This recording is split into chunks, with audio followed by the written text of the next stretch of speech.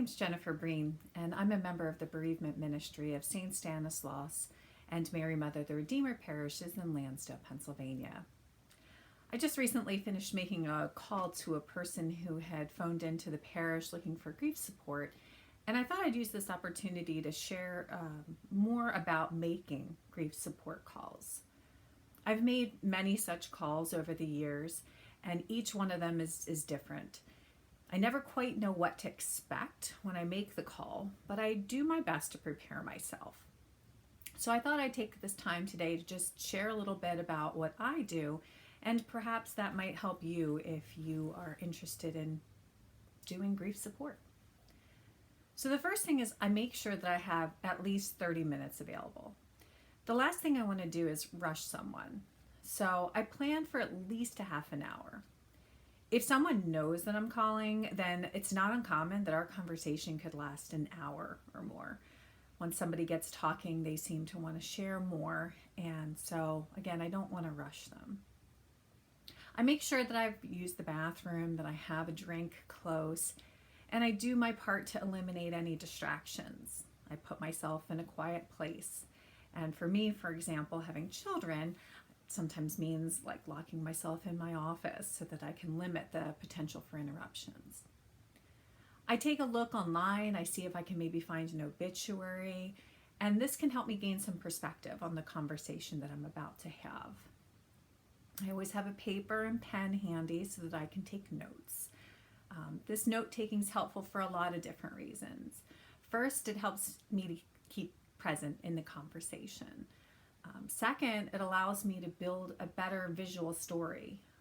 Often people will share bits and pieces in a very non-linear fashion, but this helps me to put the pieces together so that there's some semblance of order when they're sharing with me. And then third, it gives me some ticklers as we progress in our conversation so that we can explore the grief path a little bit better. I often read from a devotional, the Bible, some other bits of wisdom from materials before I pick up the phone.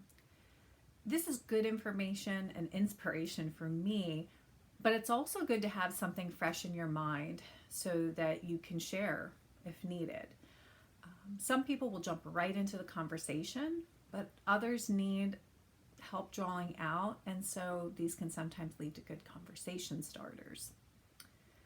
Most importantly, I offer up a prayer, and I invite the Holy Spirit to join our conversation. The call I'm about to make is about the person on the other end of the line, and so I ask for wisdom and courage, and for them I pray for comfort and clarity. And then I pick up the phone. Sometimes I do all this preparation just to go to voicemail, and the call doesn't happen. But most often the call does go through and someone does answer. And so I'll introduce myself and connect myself with the parish so they know I'm not like a telemarketer calling. And then I ask them, is it a good time to talk? And if it's not, we'll schedule another date and time. But more often than not, again, people are ready to talk. And I just bring this up. It's good to check because a person really does need to be prepared to delve into their grief. So from there, it's really a matter of following where the conversation leads.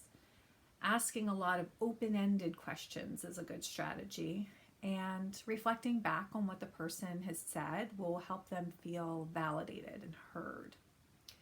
You can offer suggestions or different ways of looking at things if the person seems open to it, but most often people just need to tell their story.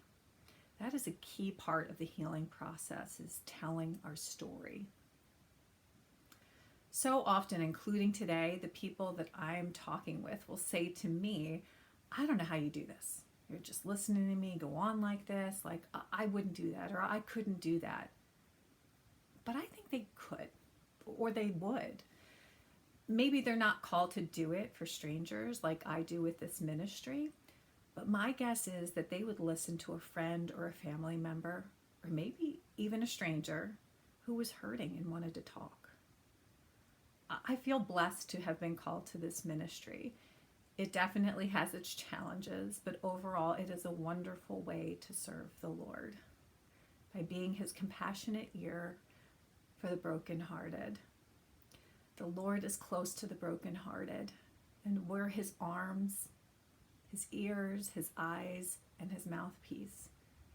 And again, I thank God for this opportunity, and I hope that this maybe inspires others to feel confident that they too can do the same. God bless you.